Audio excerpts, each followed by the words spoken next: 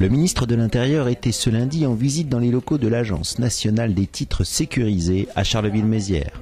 Un déplacement dans les Ardennes sous le signe de la lutte contre la fraude. Charleville-Mézières est devenue, depuis l'installation de l'ANTS, un peu la capitale française de la lutte contre la fraude documentaire.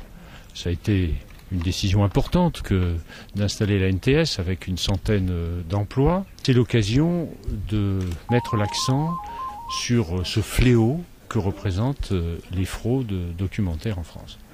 Il faut savoir que l'année dernière, c'est quand même à peu près 15 000 affaires que les différents services de police ont mises à jour.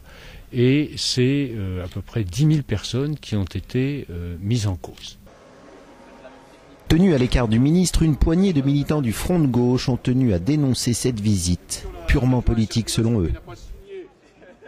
C'est un déplacement électoral, c'est un déplacement pour venir soutenir les candidats UMP, mais la cible est mal choisie, parce que comme je le disais, c'est une entreprise où la précarité règne en maître. 95%, il y a 103 emplois, 95% sont aujourd'hui des emplois précaires.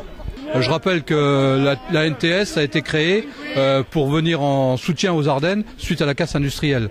On voit ce que ça donne, c'est la précarisation généralisée d'emploi. Claude Guéant a profité de cette visite éclair dans les Ardennes pour présenter une carte d'identité nouvelle génération. La diffusion au cours du deuxième semestre 2013 de la nouvelle carte d'identité qui aura l'avantage tout à fait considérable de permettre, grâce au fichier qui sera en appui de cette carte, de repérer les usurpateurs d'identité. Il y a plusieurs dizaines de milliers d'usurpations chaque année et les personnes qui sont victimes de ces usurpations vivent un véritable calvaire.